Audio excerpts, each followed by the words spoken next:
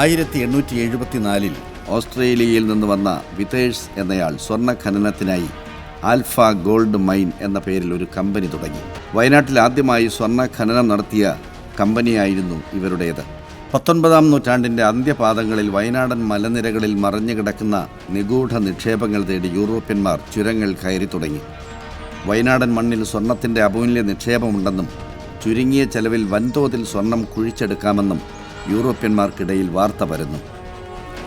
തെക്ക് കിഴക്കൻ വയനാട്ടിലെ ചില ഭാഗങ്ങളിൽ ഒരു പരിധിവരെ സ്വർണ്ണ മിശ്രിതമായ പാറകൾ സുലഭമായി കാണാമെന്ന് ഭൂഗർഭ വകുപ്പിൻ്റെ മദിരാശിയിലെ ഡെപ്യൂട്ടി സൂപ്രണ്ടായിരുന്ന മിസ്റ്റർ W. കിങ് തിരുവിതാംകൂറിൻ്റെ ഭൂഗർഭഘടനയെക്കുറിച്ച് ഒരു രൂപരേഖ എന്ന തൻ്റെ രേഖയിൽ മലബാറിലും കൊച്ചിയിലും നടത്തിയ അനുബന്ധ പരിശോധനകളെ പരാമർശിക്കുന്നിടത്ത് സൂചിപ്പിക്കുന്നുണ്ടെന്ന് വില്യം ലോഗൻ്റെ മലബാർ മാനുവലിൽ പറയുന്നതും സാമുവൽ ജെന്നിങ്സിൻ്റെ my visit to the gold fields in south east Wayanad എന്ന പുസ്തകത്തിലെ പരാമർശങ്ങളും ഇവിടുത്തെ സ്വർണ്ണ സാന്നിധ്യത്തിന് പിന്തുണയേകുന്നു.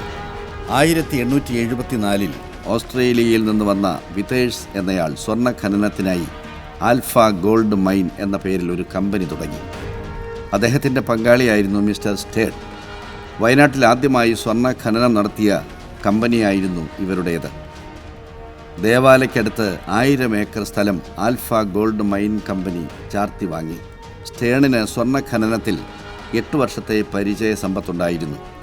എന്നാൽ സ്റ്റേണിൻ്റെ ശ്രമങ്ങൾ സഫലമാകാതെ വന്നപ്പോൾ വിതേഴ്സ് മിൻചിനെ തൻ്റെ പങ്കാളിയാക്കി. ഇതേ തുടർന്ന് 33 ഇംഗ്ലീഷ് സ്വർണ്ണ ഖനന കമ്പനികൾ ചുരുങ്ങിയ കാലയളവിൽ വയനാട്ടിൽ സ്ഥാപിക്കപ്പെട്ടു.